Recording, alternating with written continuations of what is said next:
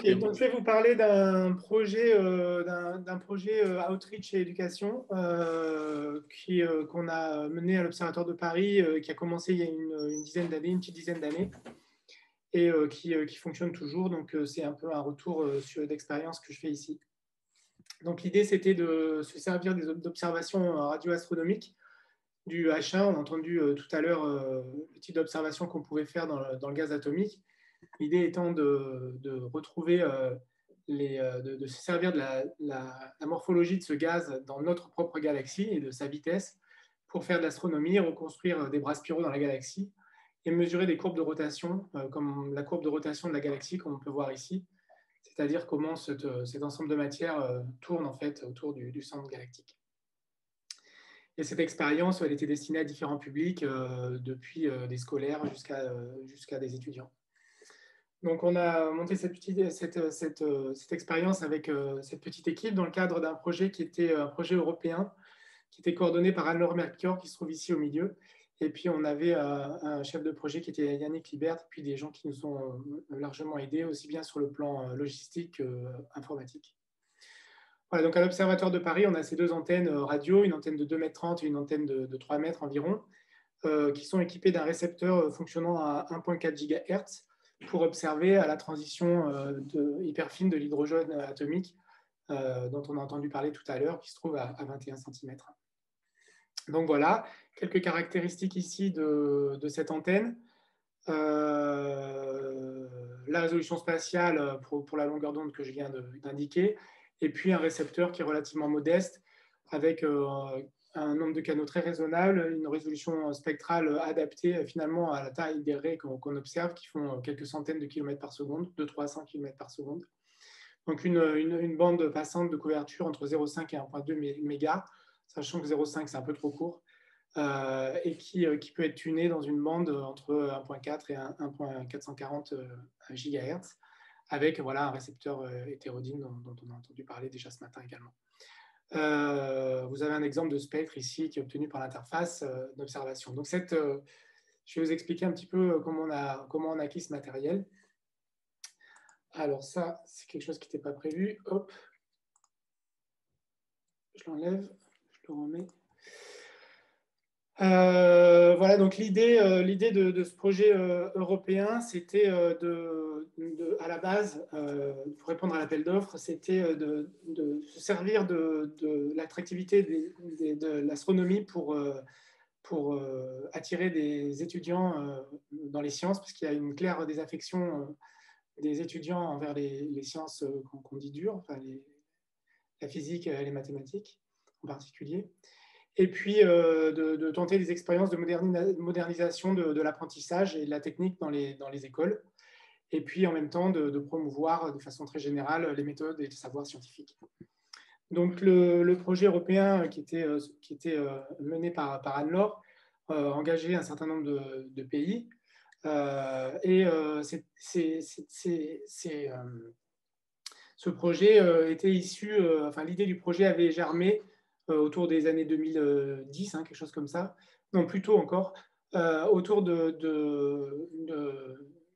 d'un questionnaire qu'avait émis la Commission européenne et qui avait remarqué ici Would you like to become a scientist, et qu'en fait il y avait une claire désaffection en Europe par rapport aux autres pays que des jeunes envers les sciences, et une désaffection particulièrement marquée pour les filles en rouge par rapport aux garçons, alors que ce n'était pas du tout le cas pour d'autres pays du monde. Et donc, il y avait un but d'étendre de façon, comment dire, remote, distancielle, l'apprentissage et le savoir avec des méthodes un peu modernes qui peuvent être partagées avec tous et avec tous les pays, et en même temps qui puissent aussi attirer un peu plus les étudiants en Europe. Donc ça, c'était pour montrer qu'en revanche, dans tous les pays, ça c'est pour devenir scientifique, en revanche, vous voyez que pour ce qui concerne les thèmes qui sont reliés à l'astronomie, les planètes, les étoiles, l'univers, cette séparation est beaucoup moins claire. C'est-à-dire que tous les jeunes, tous les étudiants sont attirés par ce qui concerne l'astronomie. C'est un très bon vecteur pour faire de la science, pour attirer les jeunes à faire de la science. Donc, ce projet était la suite de premiers projets qui avaient été menés par Anne-Laure Melchior et Roger Ferlet. Et je vais vous parler de ce qu'on a construit dans les années 2000-2012. C'est un projet qui était vraiment dédié à la radioastronomie, qui fait partie d'un EUHOU qui signifie European Hands-on Universe. Était un projet plus large d'éducation vers les sciences et l'astronomie. Et le projet 2010-2012, c'était essentiellement de la radio. Et l'idée, c'était de connecter les classes directement à la Voie lactée, c'est-à-dire de permettre des observations depuis les écoles de la Voie lactée. Donc, c'est un projet qui engageait un petit peu moins de partenaires en Europe.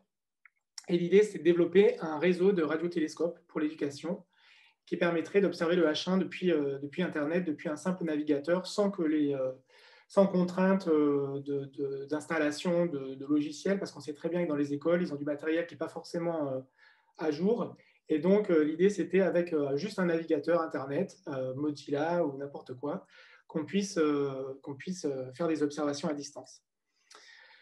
Donc, dans ce projet, il y avait aussi l'acquisition d'antennes radio. Ces antennes avaient été achetées à une compagnie, à une entreprise américaine du MIT, et ça se reposait sur une expérience, une utilisation en fait avec un logiciel qui avait été développé par des gens là-bas qu'on a récupéré.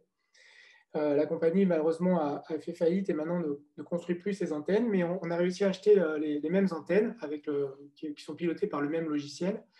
Et nous, ce qu'on a fait, c'est qu'on a développé une interface web qui est venue se coller par-dessus le pilotage de l'antenne depuis un ordinateur local, pour permettre le pilotage à distance. Donc, quelques photos de nos partenaires espagnols, polonais, roumains et portugais qui montent leurs antennes.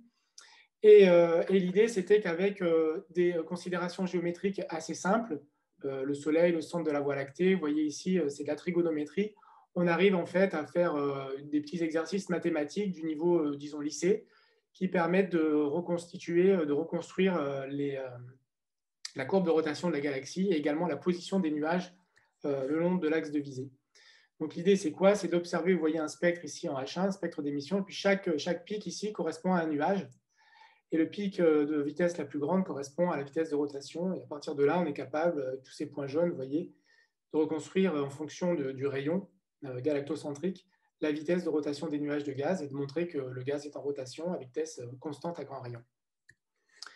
Donc ça, c'est basé sur des principes physiques simples comme l'effet Doppler. Ça permet d'introduire un tout petit peu de notions de physique quantique avec la transition hyper fine de l'hydrogène, dire que les fréquences sont fixes, hein, sont quantifiées, et donc de faire des introductions à des principes de physique très généraux et qui ne concernent pas que l'astronomie.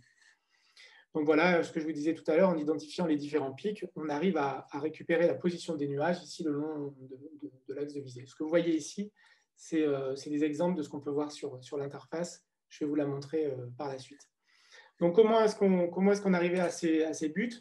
On a commencé par développer un simulateur pour effectuer des exercices avec des données de qualité professionnelle. Ce qu'on appelle simulateur, en fait, c'est un outil sur le web, toujours accessible depuis un navigateur, qui permet de faire un exercice à partir de données d'archives. Donc, on accède à des spectres archivés du LAB, du Leiden Argentina Bone Survey de H1, qui était publié dans un papier de Calberla et al. Et donc de mesurer la position des nuages, la vitesse de rotation de la galaxie à partir de ces données. Et puis ensuite, on a développé une interface de réservation de temps d'antenne pour les différentes antennes du réseau, et puis une interface de contrôle à distance qui permettait de piloter le logiciel, qui devient transparent donc, pour l'utilisateur. Il se retrouve avec une interface hyper simplifiée, où typiquement, il n'y a que la position et la fréquence à fixer, et puis lancer les observations. Donc aujourd'hui, après 10 ans d'utilisation, on n'a pas fait énormément de publicité de cet outil, mais c'est un outil qui est pour l'instant traduit en 16 langues et qui a effectué 20 000 observations environ avec 1400 comptes créés, vous voyez, dans environ une centaine de pays et dont une dizaine de pays, on va dire, qui ont un nombre de comptes relativement important, enfin une dizaine de comptes. Voilà, ça reste très modeste, hein, mais ça montre une utilisation universelle qui vient vraiment de profils très différents, que ce soit des profs ou des étudiants, ou bien des curieux d'astronomie. L'interface est complètement ouverte, n'importe qui peut créer un compte et se loguer et observer. Donc voici l'interface, uheu.bspm.fr. On peut se créer, connecter un compte ici. À partir de là, on est sur une interface typique de création de compte. Une fois qu'on a un compte, on va pouvoir réserver du temps de télescope en UTC ici. Donc on a notre scheduler. Et ça va permettre de verrouiller l'utilisation des télescopes uniquement pour les personnes qui ont un compte et qui ont réservé du temps dans un créneau pour pas que l'antenne soit utilisée par 2 personnes en même temps. Donc, vous voyez, ensuite, on a une interface ici de pilotage où on rentre essentiellement que les coordonnées. On peut cliquer aussi et on aura une représentation dans le plan galactique. Vous voyez le H1 ici. Et puis une représentation azimut élévation qui est le plan du télescope sur le sol. Donc, sol-zénith et puis nord-sud. Et puis les réglages de la fréquence avec une webcam qui montre les mouvements de la caméra en direct et les observations qui arrivent ensuite dans l'interface. Ensuite, avec ces observations, on peut faire l'exercice complet, c'est-à-dire récupérer les positions des nuages et reconstruire les bras spiraux et la cartographie de la galaxie, tout ça en ligne. Ce que je n'ai pas dit ici, c'est qu'on a aussi une archive. On archive tous les spectres dès qu'il y a une observation. Donc, on peut travailler aussi depuis l'archive des 20 000 observations. On peut les récupérer et faire les exercices à partir de ça. On peut aussi récupérer les fichiers en format CSV, Excel, ou en format FITS si on préfère. Une autre chose qu'on peut aborder avec cet exercice, c'est un peu l'objectif final. Donc, on sait que la vitesse est due à la gravité. Donc, du coup, si on mesure la vitesse de rotation, on arrive à reconstruire la masse à l'intérieur de la région qu'on observe. Et à partir de là, on peut voir que cette masse est relativement élevée, que la vitesse est élevée par rapport à la masse de la galaxie. Et on peut discuter la présence de la matière noire dans la galaxie et donc dans l'univers. On sait que c'est un composant important de notre univers, la matière noire. Ça permet aussi d'introduire ces concepts qui ne sont pas du tout intuitifs et qui concernent la cosmologie et l'origine de l'univers.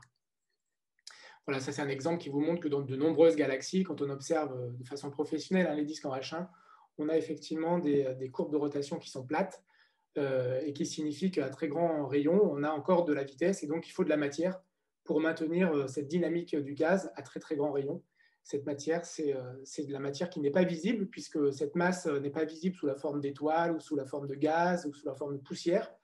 Donc c'est de la matière sombre qu'on ne voit pas, la matière noire, puisqu'elle est détectable uniquement par la gravité qu'elle applique sur les nuages de gaz, par exemple, qu'on voit en rotation à grande vitesse. Donc, qu'est-ce qu'on a fait ensuite? On a fait plusieurs choses. On a partagé cette interface avec différents lieux. Il y a une antenne qui a été achetée à Nancy. On a partagé le logiciel qu'on a développé avec l'antenne de Nancy. Idem pour une antenne du même type qui avait été achetée à Toulouse. Et puis à Bordeaux, ils avaient une autre antenne de 7 mètres 50, donc qui n'est plus en fonction maintenant, mais qui était en fonction. Et l'idée, c'était pas de la piloter à distance, mais de récupérer les données pour les inclure dans l'archive et pouvoir faire le traitement et l'analyse des données pour reconstruire et faire l'exercice des bras spiraux et de la courbe de rotation. Donc, comment ça a été appliqué? Ça a été appliqué pour la formation des enseignants, donc dans le plan académique de formation, c'est-à-dire les enseignants typiquement du secondaire, collège-lycée, auxquels on faisait des formations lors de stages, TP courts. Pareil, directement dans les lycées, on a pu faire des formations ponctuelles. Dans les masters de formation, c'est-à-dire les masters qui forment aux futurs enseignants, on a également fait des stages. Puis on a encadré des TPE pour les lycéens pour s'entraîner à faire la pratique de ces exercices, vérifier le niveau. Donc ça, l'idée, c'était de former des enseignants pour qu'ils puissent utiliser dans leur classe l'outil qu'on avait mis à disposition. Donc avec une utilisation très simplifiée. On l'a utilisé également pour les étudiants à l'université et on continue à le faire. Alors, d'abord avec des stages. L'interface qui a été construite là, et puis tous ces exercices ont été faits, j'ai envie de dire, avec l'aide des étudiants, puisque ces exercices ont d'abord été, comment dire, construits par des petits stages, et ensuite on les a rassemblés, automatisés et inclus dans l'interface globale, dans le projet complètement structuré. Donc voilà un certain nombre de stages par de nombreux étudiants. Avec avec des rapports de stage qui sont disponibles si ça vous intéresse. Ils sont disponibles en ligne. Voilà. Et puis, un gros travail, c'était, ça ne va pas du tout au niveau de la fonte, ça a été le travail d'Antoine Radiguet, qui est un étudiant qui était un étudiant en alternance, qui est la personne qui a effectué la programmation de l'interface de pilotage. Donc, il a travaillé avec nous pendant 1 an et demi et c'est lui qui a vraiment tout codé. On a discuté, on a beaucoup travaillé ensemble et c'est à lui que revient le mérite du résultat de l'interface telle qu'elle est aujourd'hui. Ah bah dis donc, les fonds, ça ne va pas du tout. Donc, où est-ce que je suis? Je suis ici. Je suis désolé pour cet embêtement. Donc, on a encadré aussi des étudiants étrangers qui étaient des visiteurs ou des collaborateurs, avec 2 étudiants mexicains, et puis un étudiant et puis un groupe au Vietnam qui a aussi une antenne radio du même type et avec qui on a pas mal échangé sur l'utilisation de ces antennes. On a fait aussi du monitorat, donc c'est l'enseignement pendant la thèse, avec Jérémy Neveu qui a participé à la construction de TP pour qu'on puisse ensuite appliquer ces TP à des étudiants, à des cours au niveau universitaire. Donc si vous faites un talk, je vous déconseille d'essayer de changer le background en cours de route ou 10 minutes avant parce que ça change la fonte. Voilà, désolé. Donc actuellement, dans le passé et actuellement, on continue à faire des TP. On avait commencé avec des niveaux L2, c'est-à-dire Bac+2. Ensuite, je m'en suis servi un tout petit peu dans le cadre du M2 pour faire une illustration à la radioastronomie. Et puis depuis quelques années, maintenant, c'est un TP qui tourne bien avec 3 séances de 2 groupes de TP. Qui sont appliqués donc, à des étudiants en Bac+3 en licence de physique dans une option d'astronomie. Voilà, donc ces TP sont là, un TP plus basé sur la calibration, les principes d'antenne, prise en main de l'antenne, un TP plus de pointage, d'observation du soleil, discussion un petit peu des échelles de température d'antenne, température de brillance, et puis un TP vraiment axé sur la cartographie de la Voie lactée, avec un peu ce que je vous montrais via l'interface, mais là avec une approche complètement sur le logiciel de pilotage, donc une interface moins haut niveau et plus proche des instruments. Voilà, on a également effectué des parrainages. Les parrainages, c'est l'accompagnement d'enseignants du secondaire ou même dans les écoles élémentaires, alors pas pour l'antenne radio. Les parrainages, c'est un système qui a été mis en place par l'unité de formation et d'enseignement de l'Observatoire de Paris, et donc qui permet à des enseignants de prendre contact avec un astronome et de mener à bien un projet relié à l'astronomie. Et donc là, on a eu des projets au niveau collège autour de l'utilisation d'antennes radio. Et puis aussi des enseignements via des TP pour un diplôme universitaire. C'est l'université un peu tout au long de la vie. Là, c'est un public qui est en général des gens qui sont à la retraite ou qui sont en formation à côté de leur travail. Donc typiquement des ingénieurs ou des jeunes étudiants. Voilà, et donc il y a ce TP, puis il y a un certain nombre de films, de cours qui ont été filmés, qui sont enregistrés, qui sont disponibles sur cette adresse-là, avec des cours de radioastronomie, puis des petits tutoriels pour l'utilisation justement de l'antenne et pour effectuer les TP, les exercices, avec des explications pas à pas. Voilà, on a essayé de communiquer à la Société française d'astronomie et d'astrophysique sur ces thématiques d'éducation et d'outreach et d'utilisation de matériel. C'était innovant à l'époque dans la mesure où c'est l'utilisation à distance de matériel d'observation. Hop. Donc, on a encore des projets actuellement qui sont l'utilisation, la fabrication de matériel permettant l'extension de ces projets, parce que pour l'instant, on travaille vraiment beaucoup avec l'antenne de 3 mètres, c'est quelque chose qui tourne bien. Et on aimerait bien mettre en place d'autres exercices liés à la radioastronomie. Donc, on est en train de regarder un TP avec une antenne simple, une antenne single dish, qui permet de commencer à parler du fond diffus cosmologique, donc avec des observations de sky deep, c'est-à-dire d'observations entre très basse élévation et puis jusqu'au zénith de l'émission du fond de ciel. Et si on a une très bonne calibration, on peut, et qu'on s'extrait des lobes arrière, on peut discuter en tout cas des niveaux d'émission qui commencent à montrer les difficultés, en tout cas de calibration, pour pouvoir mesurer l'émission du fond diffus cosmologique. C'est un TP qui a été fait par Michel Piat à l'APC, à Paris 7. Vous trouvez le TP à cette adresse-là. Donc, c'est un TP qui est très intéressant, qui pourrait être mis en place. Donc, on est en train de réfléchir à ça. Jean Coda a publié un papier aussi qui est assez sympa sur la construction d'un petit interféromètre Michelson en radio.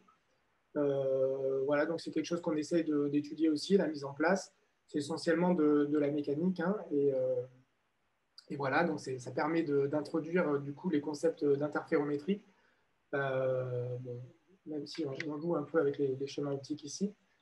Et puis, j'ai mis en place les exercices qui permettaient de mener à bien la construction de la courbe de rotation et la reconstruction des bras spiraux via l'interface. En fait, ça utilise des scripts en Python. Et j'ai mis la bibliothèque de ces scripts disponible, ainsi que des données. Donc, on peut réexécuter pas à pas des sous-exercices pour une appropriation un peu plus poussée, en tout cas des calculs.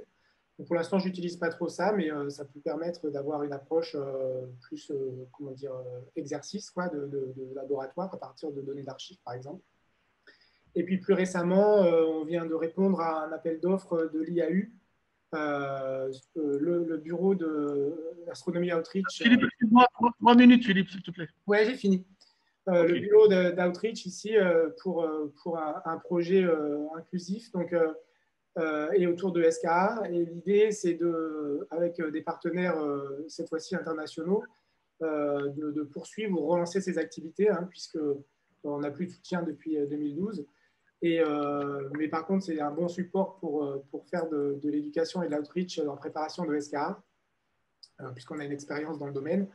Et donc, avec le Portugal et la Pologne, les partenaires des expériences passées, on a monté des projets avec des collègues en Haïti et au Cameroun pour essayer de remettre à jour un peu les récepteurs et puis remonter des projets d'outreach et d'éducation. Voilà, je vais m'arrêter ici. Merci. Bien, alors, je te remercie.